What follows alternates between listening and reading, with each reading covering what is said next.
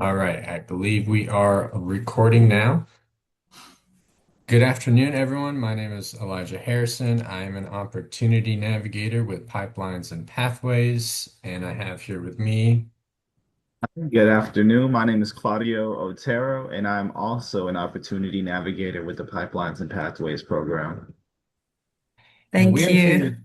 Thank you. Yeah. And we are here today to facilitate a workshop on acing the interview and bringing to you some tips and tricks. Now, this is in hopes to prep you for the upcoming Career and Community Fair on March 10th at the PVCC Bollock Center. And although there won't be interviews on the spot, this will help you to articulate some of your skills while meeting with employers. So, without further ado, we will be going over understanding the STAR method. And then we may not be able to do breakout rooms just because of the size of our class. And then we'll learn how to generate tailored interview questions using ChatGPT, and then using that to answer questions with the information on your resume. And then interview presentation and behavioral tips. And then, of course, writing a thank you email after the interview.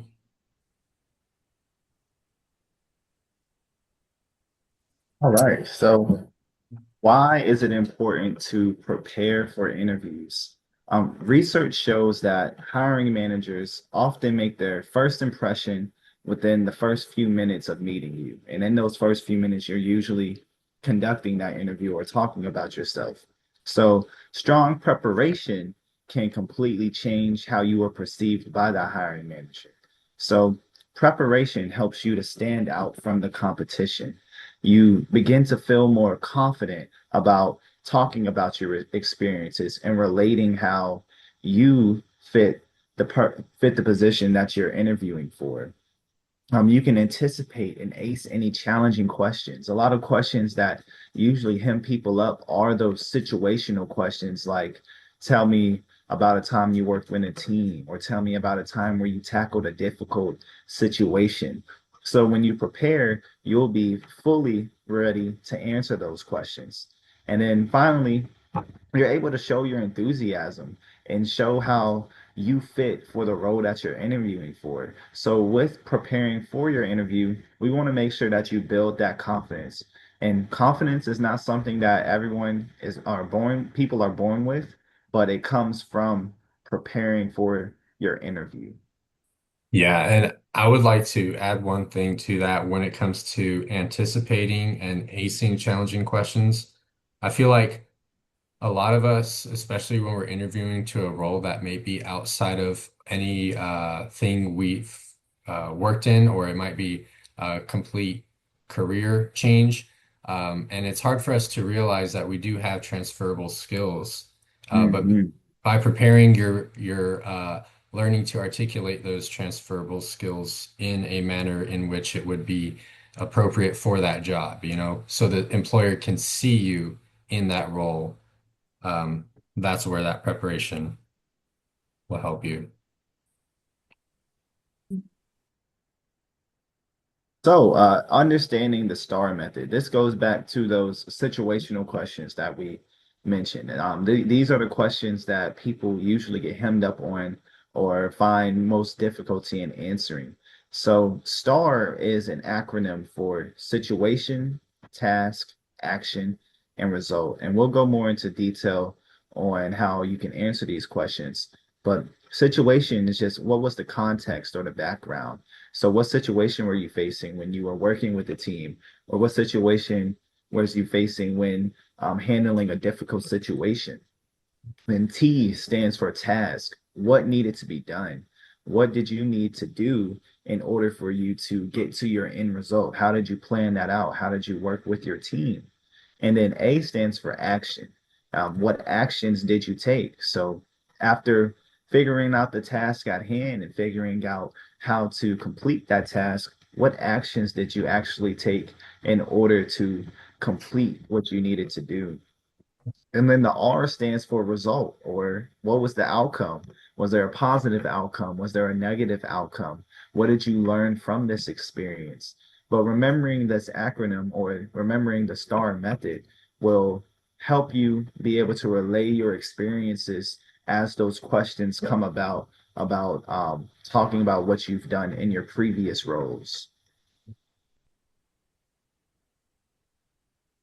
All right, so the STAR method in action. So here's an example question. Tell me about a time when you solved a challenging problem. So an answer can look something like this. At my previous job, we faced a tight project deadline. That's the situation. I needed to coordinate tasks to ensure timely delivery, and that is the task. So I created a timeline, delegated tasks, and held daily check-ins. That was the action that I took. What was the result? Well, I delivered the project 2 days early, exceeding client expectations. Um, Really quickly, Claudio, can you give us an example, answer example, if I were to ask you, or an employer would a lot of times in interviews ask, um, tell me about a time when you worked with a team. Absolutely. So our situation, so at Pipelines and Pathways, are preparing for a large community hiring event with multiple employers and over 100 attendees expected, usually a little bit more than 100. So my role was to coordinate participant preparation while working with my team to ensure that resumes were ready and attendees understood the application process. So my action I collaborated closely with other opportunity navigators so that we could divide responsibilities. I focused on resume reviews and participant outreach, while others coordinated logistics and employer communications to make sure that these employers were prepared for our community job fair. And we held quick daily check-ins to stay aligned and address any issues that may have came about so that we could support one another in this task. And then our result, the event ran smoothly. Several participants received interviews and job offers at this job fair. And it also strengthened our internal teamwork process because we were able to work so well as a team and build off of our strengths, which we've continued using for future events. So something like that, it doesn't have to be as detailed, but I relayed what our situation was, which was our job fair. I explained what the task was, which was coordinate with participant preparation or making sure that participants like yourselves were ready to come to the job fair and speak with our employers. Then the action I took was us dividing the responsibilities amongst one another, being able to talk with different participants for their resumes, and then also dividing the work and reaching out to employers to make sure that they were at our job fair so that you would have somebody to talk to. And then again, our result was the event running smoothly. So our participants that joined the job fair were able to get interviews and job offers, but it also helped strengthen our teamwork so that we could work better Mhm. together. These are just things that we can relate easily, again, using that STAR method. Mhm. Thank you, Claudio. Fantastic answer. A plus for sure. Um, all right. And then, And then, yeah, so since there are only a few of us here on the meeting. Hopefully, you are all comfortable with talking out loud or talking with one another. But we just wanted to practice the STAR method with each other. And that way, we get more comfortable with speaking things out loud. And we can also just build off of one another. What are these things that we saw that you can answer a little better with your when answering this question? So I want to remember that STAR stands for situation, task, action, and result. And so instead of us, going to the break rooms and putting this in the chat, I will put a question into the chat.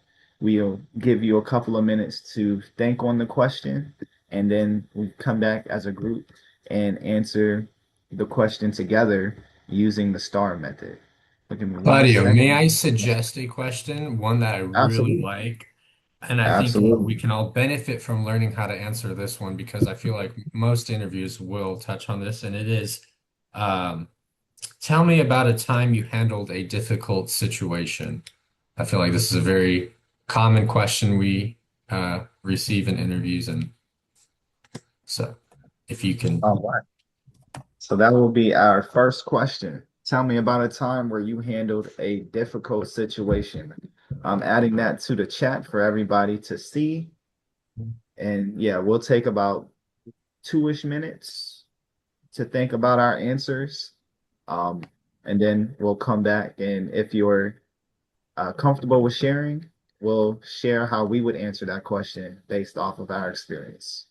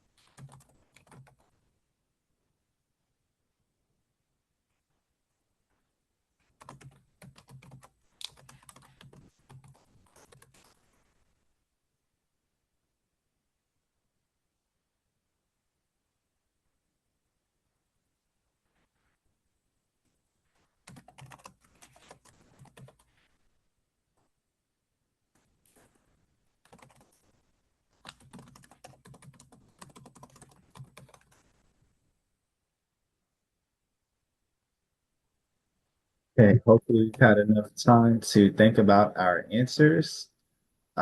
If not, that's okay. I'll start and share how I would respond to the question using my experience as a opportunity navigator with Pipelines Pathways. So our question was, tell me about a time you handled a difficult situation.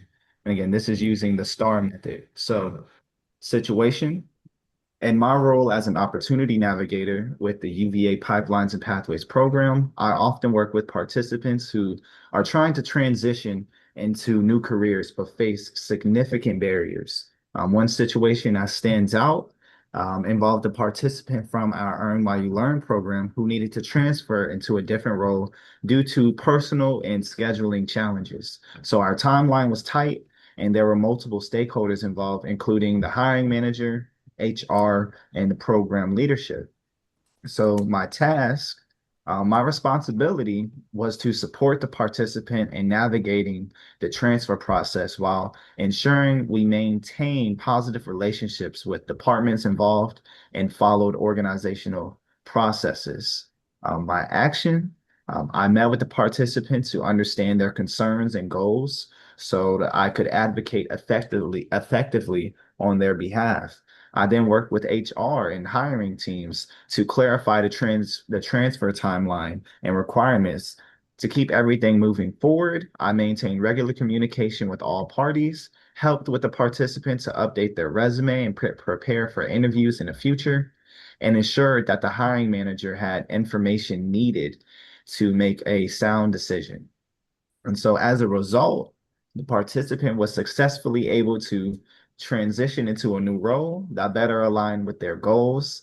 and the departments involved appreciated the clear communication and coordination.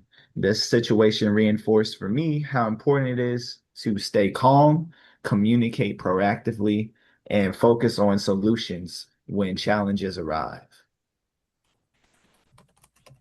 So that based off of my experiences with pipelines and pathways, that's how I would answer how I faced difficult situations. Or talk about a time that I faced a difficult situation. I stated the situation, gave the task and what I needed to do in that situation. Talked about the actions, so communicating with the participant, communicating with our hiring managers, so to make sure that the process is going as smooth as possible. And then I gave the result. Our participant was able to move into a new position that was better for them, better aligned with their scheduling, better aligned with their goals, and all parties at the end of the day were happy. Would anybody else like to take a stab at the question?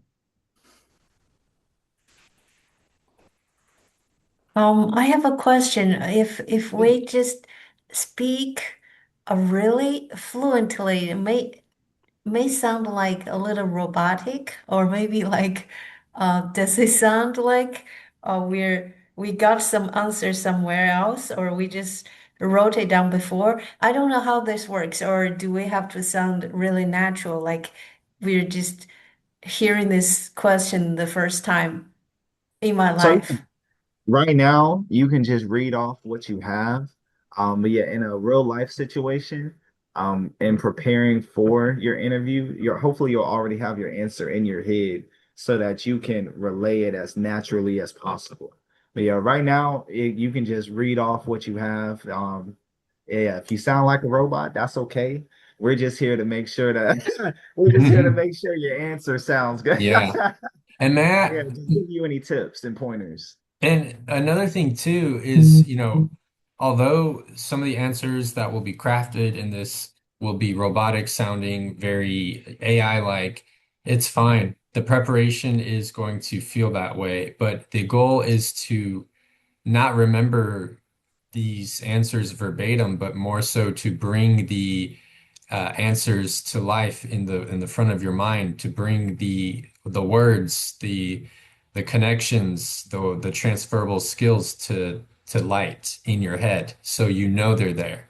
It's not necessarily to remember verbatim, it's just shining light on things that you didn't realize were there. Oh, okay. Okay. Good question. All Great right. question. Okay, I'm ready to try. Okay, this is actually this is a real situation. When I was in Ecuador, so I was teaching English for the first time to those Spanish speaking students. I was unable to speak a word of Spanish, and they were unable to speak a word of English. So they had zero level of English. So I was assigned uh, to to to help the students to be able to speak English after the first class, to introduce themselves, to know the basics, and to be able to have basic conversations. So that was the task. Uh, Actually, I quickly adapted my approach by relying heavily on like nonverbal communication with my hands, my facial expressions, and some other pictures as well to help me, and also lots of repetition. And I give people examples, and they follow smaller steps, like from word to a phrase, and then to a short sentence, and then they follow my steps to do self introductions or to ask each other questions. So by the end of the first class, they were quite comfortable and motivated to introduce themselves in English and to be able to have basic conversations, even though they had a zero level of English. They had no vocabulary in English. So that was the result. So I quickly learned that to really accept the challenge to have a good result is not to be overwhelmed, to overcome the anxiety, to be able to communicate in a completely new environment without without being panicked. Wow. Because there were some really difficult situations. For example, if there's a like technical problem or a problem with the PowerPoint or any tiny little problem, if they don't know the English and I don't know the Spanish, and then we're stuck. Yeah, Wow. that was my answer. That was a great answer. I feel like you touched on every point of the STAR method very clearly. And you were didn't sound robotic at all. It almost sounded like you did this yesterday. It was real life situation. I I'm sure I didn't speak as fluent as you. Mm. But Oh no. is that okay? Like in real life situation? Because I'm sure I'm gonna think Sure. and correct myself sometimes. Absolutely. Well, I can tell you now, I understood every word that you said. Mm. That sounded very clear, very concise. Mm. Yeah, I didn't have any problems understanding that. Oh, Like, thank you so yeah. much. Yeah, I didn't either. I think the only suggestion I would give is for the final point of the results to tighten it up a little bit more to kind of just bring it all together. What was that end result? What did that look like? And maybe saying that in a couple of sentences, but everything else leading up to it was spot on. So, Oh, thank you. I'll do that. yeah. Thank you for sharing it. Thank you. And Anybody else like to share? Or would y'all like a different question? I can try. Mine All is right. it's a combination of fiction and reality. So sometimes when it's fiction, it might not sound as convincing. So okay, this was with my previous employer. I was a software developer, and we were developing on a reporting solution for a client. However, it was a week before we were supposed to roll the solution out, and we worked about 6 months on the solution. We discovered that we've got some data integrity issues. While working on that to try and resolve that within the last week, we also had an issue with our project manager who unfortunately had a medical condition and were forced to leave the team. That obviously put us in a very difficult situation trying to roll this thing out, and we had tight deadlines.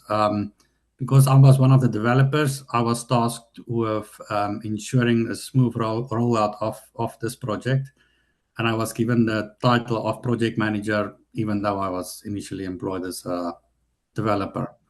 So the action I took was initially we had to basically redo the project plan from scratch, and unfortunately we had to push out some of the deadlines um, for this project. We obviously couldn't push it out too far without losing credibility of our client.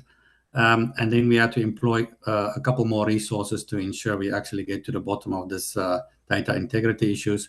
Once we found that, we basically built bridges to ensure that doesn't affect the reporting. And the result was that our project was delayed by about 2 weeks, which the client was happy enough with. But the important thing is we didn't lose any credibility with the client.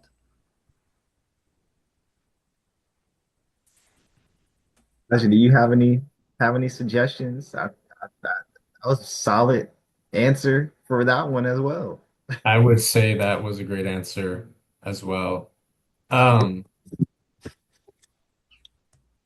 you know, You guys can be honest. We appreciate honesty. So be yeah, blunt. no, certainly. Well, this isn't this is a tip and possibly a trick if it's feasible and not all answers will allow for this, but it is including some metric in your results section of your answer to uh bring a little bit more life to the result of your actions. Okay. So, for example, for you, Pierre, if there is some metric that can maybe you were responsible for seeing a team of you, well, the metric can be included anywhere within the answer, but I think including it will strengthen it. So the a number of employees in your team that you oversaw could be included, or in the result when you're talking about the um, credibility, maintaining credibility. If there is any spot for, you would know better than I would, but if you can see a spot to include some metric, I would suggest that. But I think your answer was, like Claudio said, spot on. I don't see any such Okay. anything Yeah. wrong with it. Makes sense. Only thing I would say is maybe try to, in an interview, try to slow it down because I find myself sometimes when I'm answering a question like that, I start talking super fast. So just remembering to just breathe, slow it down, and then that way you also ensure that you're not missing anything from the steps you took to Okay. get to that result. Mm. Thanks. All right, I'm going to Fantastic. add one more question to the chat. Again, we're going to take a couple of minutes on figuring out how to answer this using the STAR method. We might shorten it to just 1 minute because it seems like y'all have a great handle on this. So yeah, I'll add it to the chat right now, and then we'll come back in a minute and share our answers if comfortable.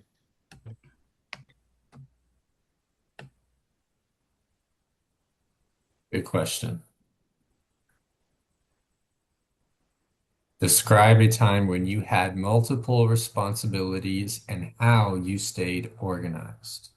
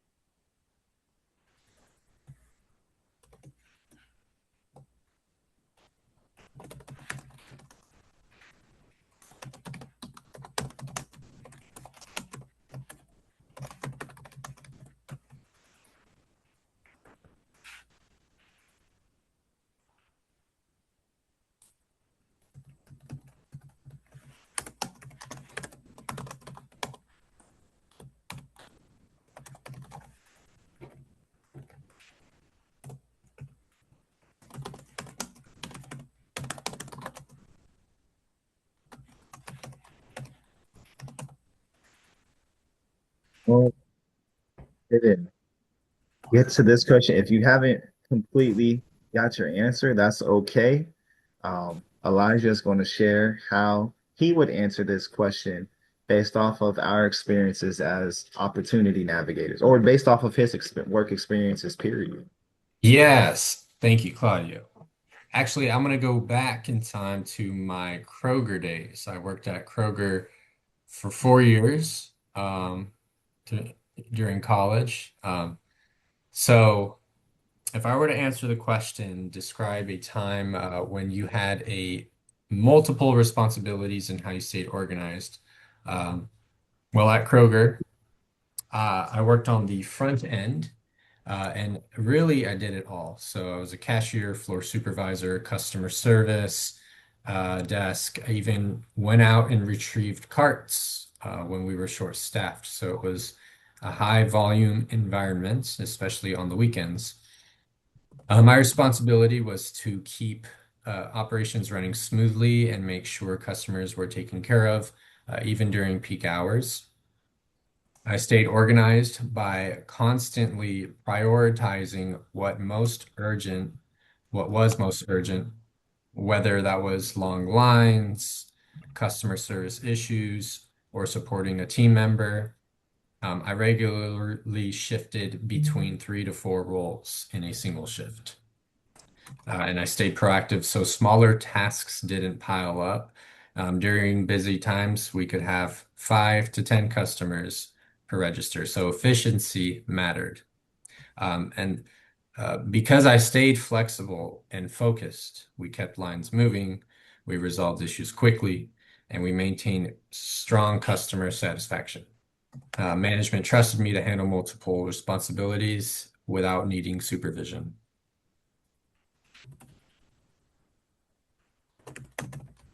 Any any comments from the crowd? Do y'all think he could have answered that question any differently? I thought that was a great way to answer how you handled multiple responsibilities at one time. As some of us know who have worked in customer service and jobs like that, you do handle multiple situations at one time, whether it's customers having to stock things. See, I think that was a great answer, Elijah. Thank you for sharing that. Thank you, Claudio. Thank you. Anybody else like to share? Okay, I'll try All again. right. So the situations that back in 2013 I was in a business trip with my boss. So I was taking on multiple responsibilities, multiple roles at the same time. So I was responsible for real-time translation during business meetings, coordinating with schedules, like where to go, when to eat, which restaurant to go, and also assisting with daily logistics like transportation, um, and at the same time acting as a guide in an unfamiliar place because we were traveling as well, traveling to different places as well. So I was to make sure that all the professional and personal needs were handled smoothly and without delays or miscommunication so that my boss can focus on her work. So, in order to do this, I prioritized tasks based on urgency. So, I planned ahead of each day and confirmed like schedules and locations and made lots of phone calls and kept detailed notes so that nothing was missed. And of course, during the meetings, I focused on accurate interpretation. I prepared a lot, had communications, got documents before the meetings, and also shifted to logistics and coordination with different teams back there who were local. So as a result, the trip was really smooth. And my supervisor, my boss, who really didn't have to worry uh, any of the details. And it taught me that it's really important to prioritize the moment and also be flexible when the plan or the schedule changes unexpectedly. I think that's it. Mm, that was Thank great. you. So that sounds good. That So sounds great. you touched on everything. I think you answered every part of the STAR method. And this is really a human thing, and it's just being able to organize it in the STAR fashion, where you go situation, task, action, result. I think the everything was answered. Um, yes, Claudio, definitely. We can all practice together. But and I think it just comes down to being concise, you know? When we are it's very easy, especially when we get nervous, to over communicate what it is we Mm. want to say in an interview, and keeping things concise will go a long way for sure. Okay, Um, not too many details, right? well, it just depends. Only relevant details. I think relevant details are important. I'm not saying that anything you said was irrelevant, but um, as long as the flow is following the STAR method, if that makes sense. Because it's easier for Okay. the employer to, I guess, envision you in that role, or because it's one thing to envision what we want to say in our head versus it coming out in our mouths. What we see in our head isn't necessarily always what comes out of our mouth. Um, Yeah, that's for and sure. I'm sure. so if we want the employer to see what it is we're trying to show them, it is important to make sure what we're saying is concise and it follows. It's just as detailed, but uh, as relevantly detailed as possible, if that makes sense. I know it's a little ambiguous, but um, yeah. Thank you. Thank you. Mm. But I'm Thank you for sure sharing. in real time interview that we'll get nervous and I just Oh, forget a lot of details. inevitably so, we'll get There nervous. wouldn't be as much So detail. practice will not get rid of the nerves, but it'll prepare you for that Hmm. when it does At come. least make you feel a little better Yeah. with the practice. Yeah. Yeah, yeah, absolutely. Thank you. So, and then just for the sake of time, we would love to hear from everybody, but we're gonna continue on. But if anybody would like to continue to practice using the STAR method or doing mock interviews, you can meet with us one-on-one, and we'll be able to practice with you all. All right. So, just a quick little reflection. Did anybody find that difficult? I know speaking out loud or speaking about experiences can be very difficult, but was there a part of the STAR method that you found easiest to answer to?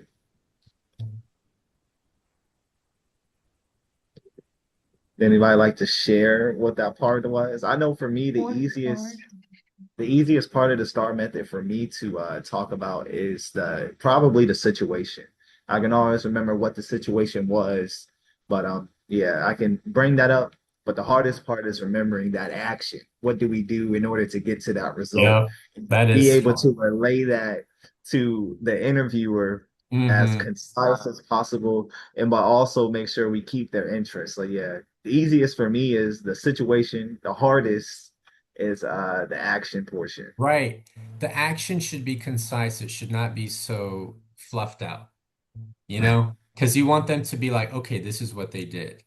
And a lot of times we want to explain what we did, and there's a lot of things that come with it.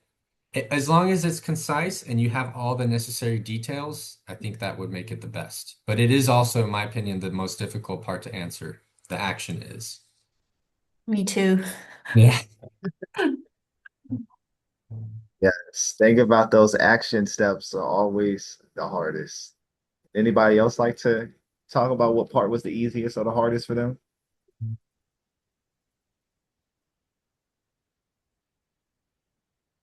All right, we'll go ahead and move to the next slide. Thank you all again for the participation. And hopefully us practicing out loud kind of gives you a little sense of comfortability as we continue to move through this and as you continue to prepare for interviews in the future. Thank you. I have one for question. So actually in a real interview, they're gonna ask all kinds of questions. For example, they're gonna ask, okay, where are you from? Like, Yes. so there are simple questions combined with Yes. difficult questions, right? Correct. Oh, Absolutely. okay. Of course. Absolutely. Yes. Okay, so those what you were showing were the most difficult questions, right? Yeah. Yes. So yeah, And what? those are the ones that have the most substance. And Mhm. I think the tell me about yourself is one of those as well. Um, that's usually the first question. That doesn't necessarily have to follow a star method, but it does contain the most important uh, foundational answers because it's going to set the tone for the remainder of the interview. So how you answer that is Ah, important.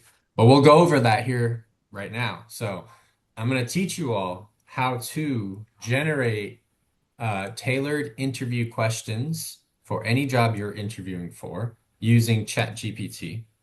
So follow along. I'm going to pull up this job. Let's say I'm interested in applying for this custodian position at Newcomb Zone at UVA. The shift is 5 a.m. to 1:30 p.m.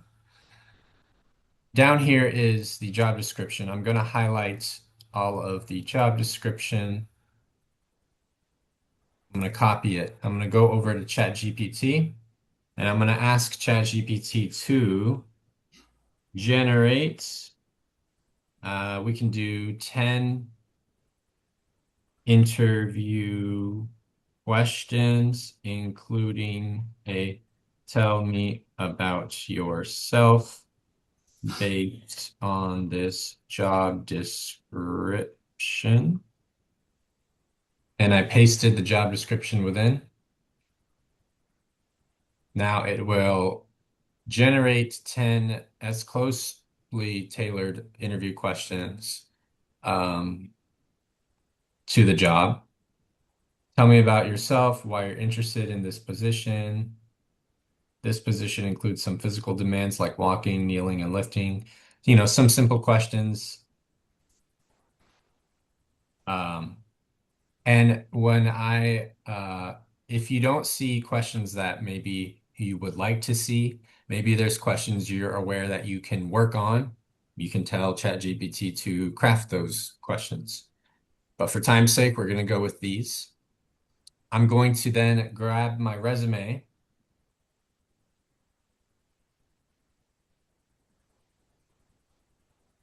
I'm going to copy and paste everything within my resume.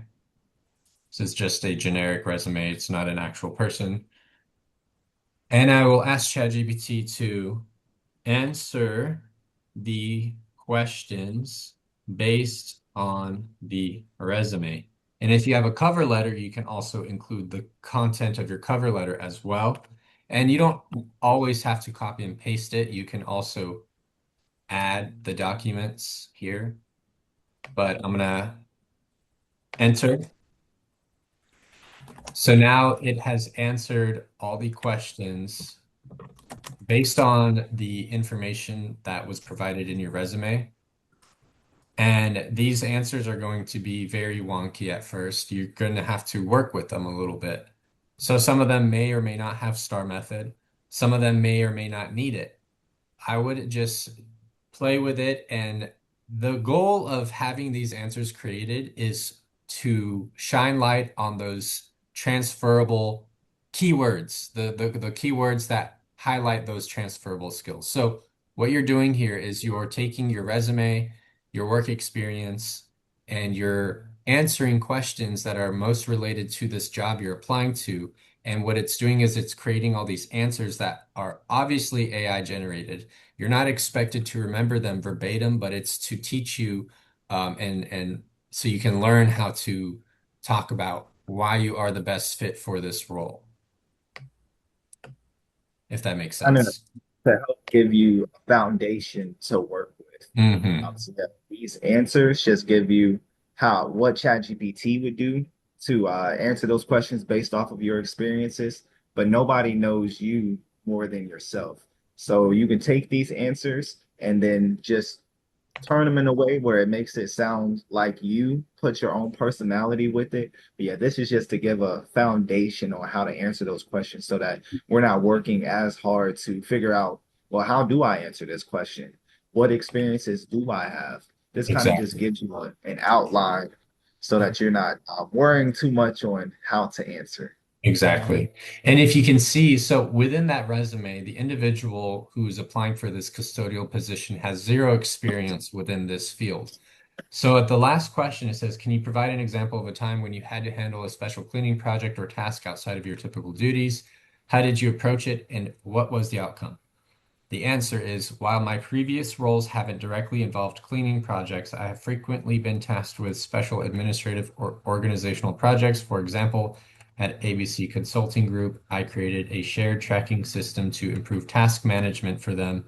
The result was a 20% improvement in meeting deadlines. I believe I can apply the same problem solving and organizational skills to special cleaning tasks and handle them efficiently, ensuring that they are completed to the highest standards. So right there, you can see how they used their work, obviously this person is overqualified for the cleaning position if they're uh, creating shared tracking systems to improve task management. But the point is, they were able to transfer their skills and talk about how they're able to apply them in this new role.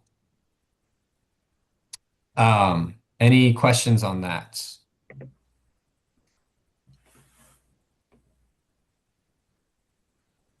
I think it's really cool. Like AI can help us do a lot of things, and it's really helpful. I think there's one other difficult question. I'm not sure if they would ask Hmm. something like, "Tell me about your strength and your weaknesses." Hey, those are solid questions. And I don't want to be AI can help with everything, but I truly do think that AI can help answer that question. Or if you give it some of your own experiences, some of your own, maybe your cover letter, maybe your resume, some of your own things, it can shine light on what those strengths are and what those weaknesses are. Um, Truthfully. Another thing, I'm glad that you mentioned that because we all have weaknesses. So if that is ever asked, the answer is never, I don't have any weaknesses. The answer is, I have areas of opportunity, and Mm. how, I have been working to address them should be spoken about. Um, but yeah, that is very true. There's so many difficult questions, right? And there's so many resources out there to help us to prepare for interviewing. And that part of the goal of this workshop was to give you some of those. These aren't all the resources, but these are some of those newer resources that we've come to find helpful when we're working with our participants. Okay, one last question about this question I ask. Mhm. So because there could be a lot of information online, different people would give different advice. For example, like this question, um, so should we, so our answers should be based on the job description, not because, for example, a job that requires a person to be in details. But my weakness is that, okay, I'm sloppy. So I can't just say that that's my weakness, right? Hmm. I'm just giving So, an example no, of I like that. agree. So, with you, for someone who is not detail oriented, right? Maybe that's Hmm. what you're saying. I'm not as detail oriented. Not saying that you saying you are, but for Yeah, someone yeah. who I'm just giving is, this example. Yeah. example. So someone who is not detail oriented does not was not going to say they are not detail oriented. But with lack of detail orientation, what are you missing? What are you lacking?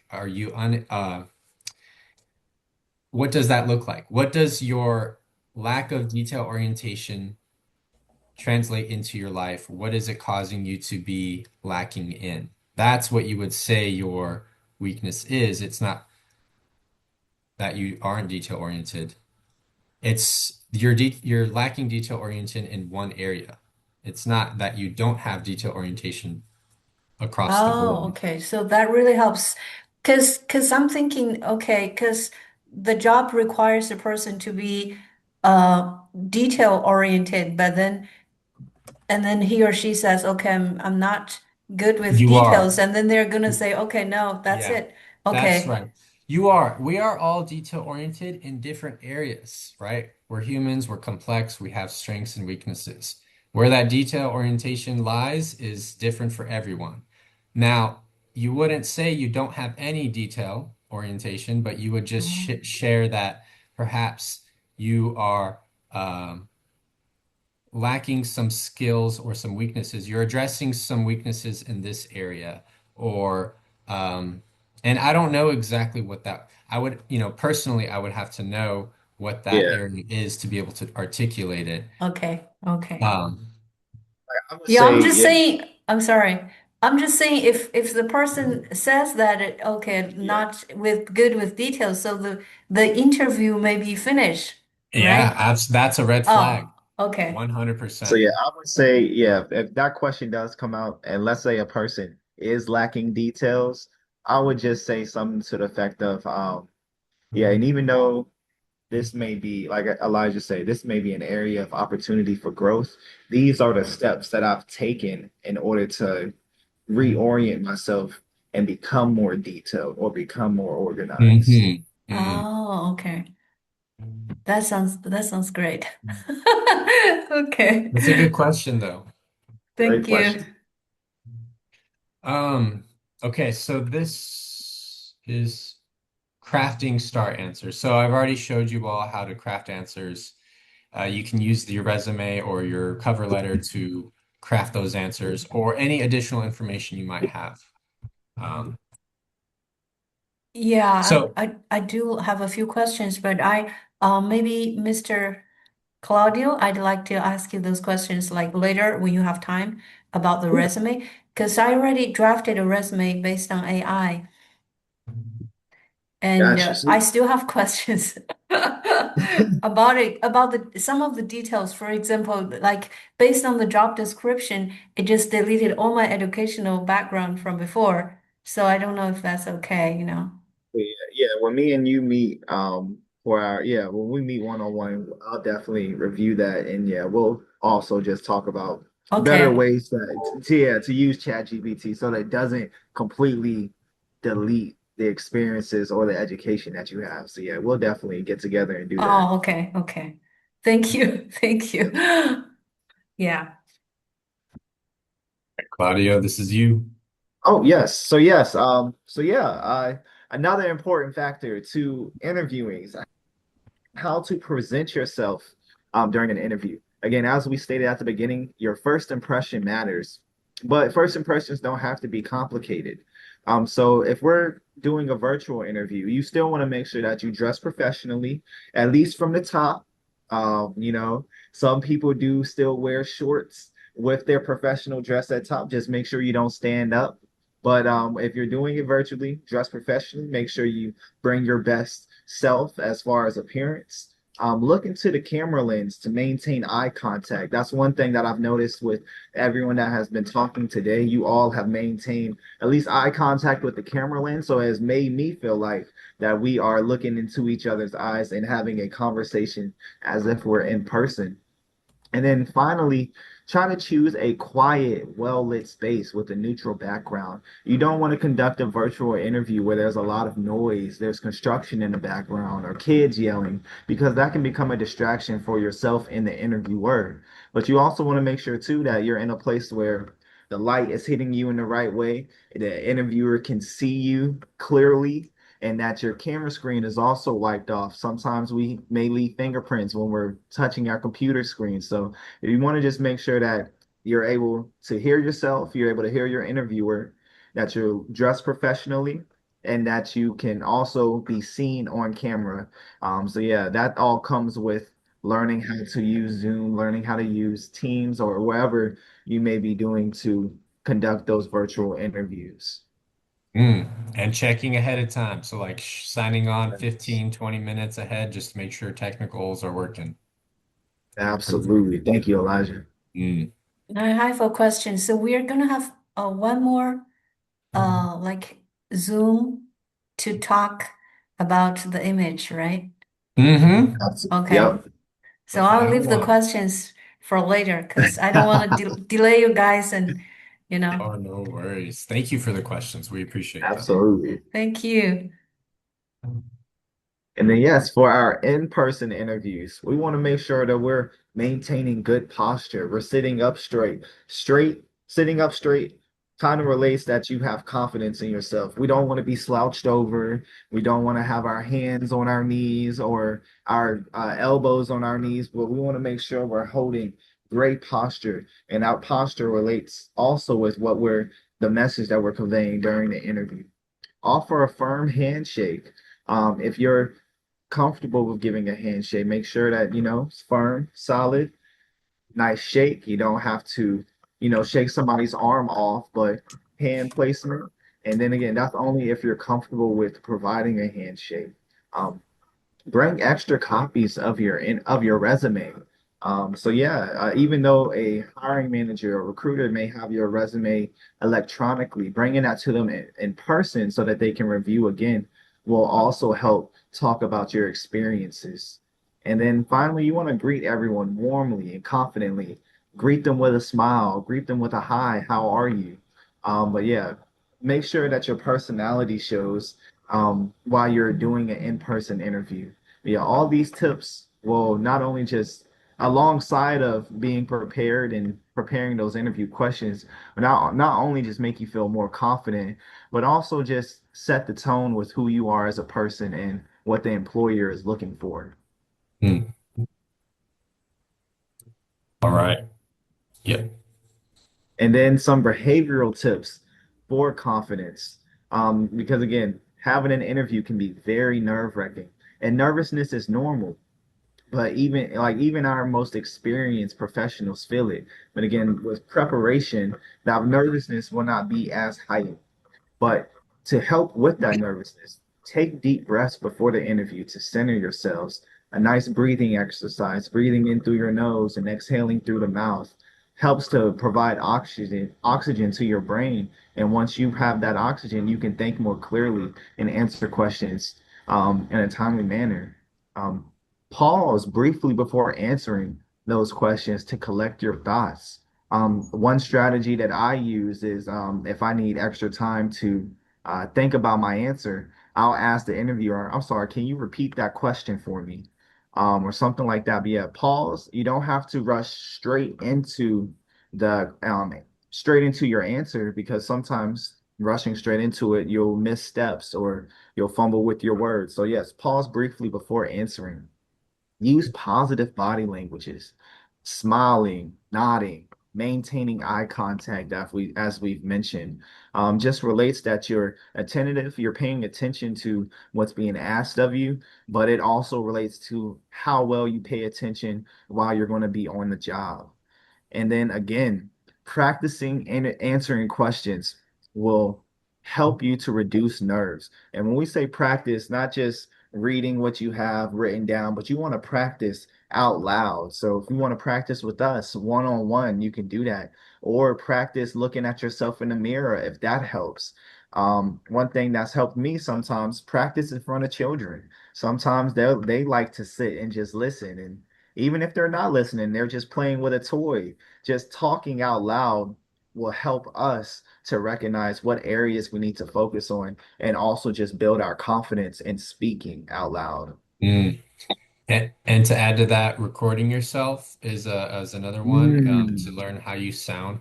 But one thing I do, and I've done this in every job pretty much I've ever interviewed for, is to practice. So I would write out usually a script of 10 interview questions, and then I would answer them ahead of time. And I would answer the questions aloud in my normal voice, but ask the questions to myself in a different voice just to give myself a mental trick of kind of as closely simulating a real interview. At least for me, it does. So just a tip that I do that I thought I'd share. Sorry, Thank you. Thank you. Yeah. can I just make a comment? I know in ChatGPT, there's an extension, what you were showing earlier, Elijah, is you can ask it to do an interview for you. So if you use the app, you can put it in voice mode. It will ask you a Hmm.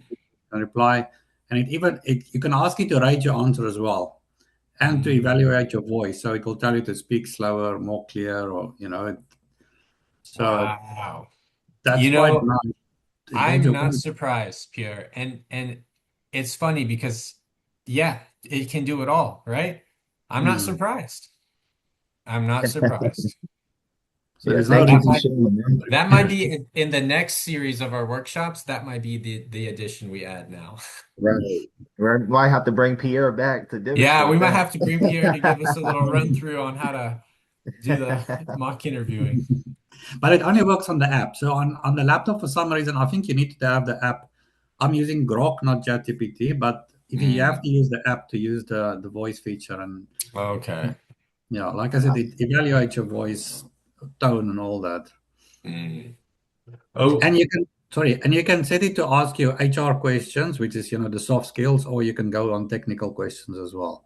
Yeah, that's a big important thing to talk about is those technical skills. Employers, especially the ones that the employers are looking for. Wow. Water. Bring water to your interview. They may not always have it, but it definitely helps, especially when you get nervous and your mouth gets dry. All right, for sake of time, though, let's move on to the next slide. So the final step to every interview, if you know you would love to work for this place, you interviewed and you're, certain you want to work there, sending a thank you email is important as it shows appreciation for the opportunity, it reinforces your interest for the position, and it keeps you on top of the mind of the interviewer. So what to include? Well, of course, you want to start with a thank you for the opportunity, and then reiterating your enthusiasm for the role and the organization. So, talking about maybe something that occurred during the interview that was a aha moment for you and kind of made you more inclined to wanting to work there. So, you can talk about that, or you can talk about why the organization aligns with some of the work you want to do, some of your values, and something like that highlighting, like I said, a specific moment from the interview. So it could have been like an aha moment. Um, Offer to provide any additional information, and then closing professionally. It really is just to get your name at top of mind, showing them that you are eager to work for them. They want that energy. Employers want energy. They want people to come in ready to hit the ball rolling. So, key takeaways. Using STAR method to structure compelling answers. And then ChatGPT is your ally for generating questions and crafting answers. And apparently, we now know it can do mock interviewing. So that is another addition. Always personalize your responses to reflect your unique experiences. So make sure that the answers that are being provided through ChatGPT are accurate. They do reflect your true personal experiences. If they don't, you can add what you want it to say. It's not lying, it's just reframing and restructuring what it is you already know and how you can articulate it in a concise way. It's just like learning a language. Always personalize your thank you email. We went over that. And then finally, preparation is confidence. So keep practicing. Like Claudio said, we'd be more than happy to work one-on-one with you to mock interview. Just let us know. Any questions? No more questions. Thank you so much for both of you. I Thank have But I just, questions you. for next session, Next session. but for next time. sorry, I just got one question, right? Mm. If they ask you what's your rate, so let's say that I say the rate was between, let's say, $0 and $10 an hour, for instance, right? Mhm. What's the right answer there? What your preferred salary is. Yeah, so let's say it's a So contract position or whatever, and they say the rate is between $1 and $10. Where do you position yourself to increase your chances? yeah, so you want to be able to, if it's between $1 and $10, okay?